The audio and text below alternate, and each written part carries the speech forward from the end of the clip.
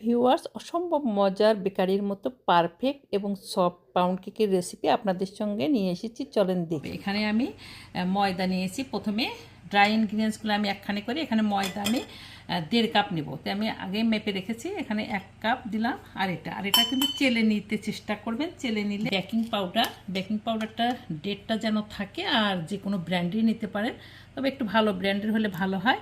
এখানে 1 চা চামচ নেব।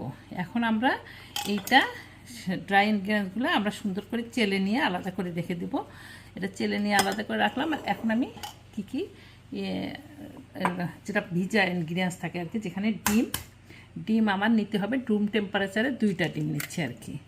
আপনারা ডিম দিয়ে আজকে আমি আপনাদের দেখাবো। এই 2টা ডিম নিচ্ছি। ডিমটা অবশ্যই হতে হবে রুম টেম্পারেচারে। ডিমের সঙ্গে আমাদের আর যা লাগবে তা হচ্ছে চিনিটা লাগবে হচ্ছে এক কাপ মাপে, একদম মাপে সমান করবেন। এখানে আমি 1 কাপ চিনি এটার সঙ্গে রেখে দেবো আর কি। হ্যাঁ, আর হচ্ছে আমাদের তেল অথবা বাটার, যেটাই নেবেন আপনি, তেল অথবা বাটার। আমি এখানে কিন্তু এরকম বাটার স্টিক থেকে একটা বাটার গলায় নিয়েছি। এখানে আমি তেলটা যতটুকু নেব, বাটারটা ততটুক। এখানে আমি তেল আর বাটার মিলে 1 কাপের কাছাকাছি নেব। আমি আপনাদের দেখাই। এখানে কিন্তু খুব বেশি দেওয়া যাবে না, আমি একটুখানি তেল মিশাই করব। হাফ দিব বাটার, হাফ তেল। আর যদি আপনারা বাটার দেন তাহলে কিন্তু এরকম 2টা স্টিক দিলে হবে। আমি এখানে 1টা স্টিক দিয়েছি আর বাকিটা তেলটা রাখলাম আর কি। এখন আমরা এটা প্রথমে করে নেব। হ্যান্ড ব্লেন্ডার অথবা ইলেকট্রিক ব্লেন্ডার দিয়ে করা যায় আর কি। আপনাদের যেটা আছে সেটা দিয়ে করবেন। আমি ইলেকট্রিক দিয়ে করলে হবে কি, একটু তাড়াতাড়ি হবে। আর যদি হ্যান্ড ব্লেন্ড দিয়ে করা হয় বা হুইক্স দিয়ে, তাহলে একটু সময় বেশি লাগে। তা আমি এটা করে, আমরা কিন্তু এরকম হুইক্স দিয়েও করতে পারি যদি যাদের এইটা নাই। যেহেতু ইলেকট্রিক আমার আছে, আমি এই জন্য একটু তাড়াতাড়ি করার জন্য এটা করতেছি। হয়ে যায় সাদা সাদা ফেনা হওয়া পর্যন্ত, সেটা হওয়া পর্যন্ত আমি আপনাদের দেখাচ্ছি কিভাবে। এটা কিন্তু ঠিক এরকমই হবে, একেবারে চিনিটা গলে যেতে হবে। আর এখানে কিন্তু একটু ভ্যানিলা, যেহেতু এটা ভ্যানিলা কেক বানাবো, একটুখানি ভ্যানিলা এসেন্সটা দিতে হবে 1 টেবিল চামচের মতো। তারপরে আমরা আর একটা যেটা দিব, আপনারা যদি দুধ ব্যবহার করেন একটুখানি দুধ দিতে পারেন। আমি এখানে একটু ময়েস্ট হওয়ার জন্য একটু টক দই, আমার একটা ঘরে বানানো টক দই আমার কিন্তু রেসিপিতে আছে, এটা আমি বাসায় বানাই। এই টক দইটা আমি দিলাম 2-3 টেবিল চামচের মতো আর কি দিয়ে। এখন আমরা আর একটু বিট করবো জিনিসটা। এখানে পিঞ্চ অফ লবণ, এটা কিন্তু অপশনাল, এটা না দিলেও পারেন, তবে কেকে কিন্তু একটুখানি লবণ দিলে ভালো হয়। এখানে আমি আধা চামচের চেয়ে কম একটু লবণ দিলাম। আর আমি যে তেল আর এটা মিক্স করে রাখছি, বাটারটা 1/2 কাপের মতো, এইটা এখন আমি এখানে দিব। দিয়ে তারপরে ভালো করে বিট করে তারপরে আমি দেখাবো কখন ময়দাটা মিশাতে হবে। তবে অবশ্যই আপনারা প্রত্যেকটা স্টেপ ফলো করবেন, তাহলে কেকটা কিন্তু পারফেক্ট হবে। তো এখন আমি এটা বিট করে দেখাচ্ছি। একটু করে ময়দাটা মিশাবো, একটু একবারই দিলেও হবে ময়দাটা।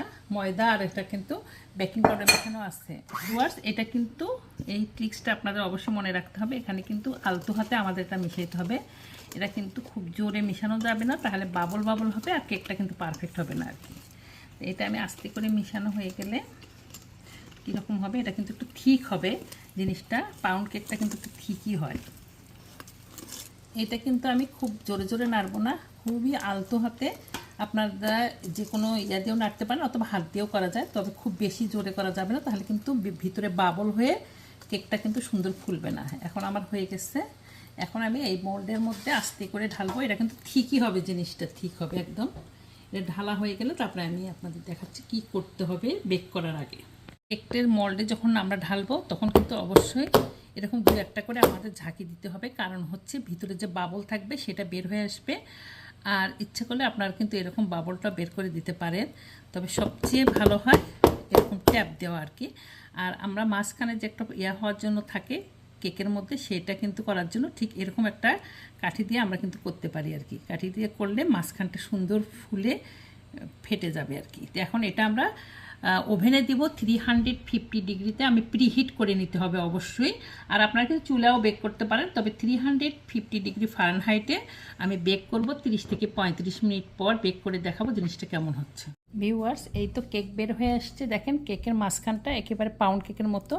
আপনারা এর চেয়ে ডার্ক করতে পারেন। আমি এরকম অবস্থা নামিয়েছি। আমার 40 মিনিট লেগেছে 350 ডিগ্রি ফারেনহাইটে আর কি।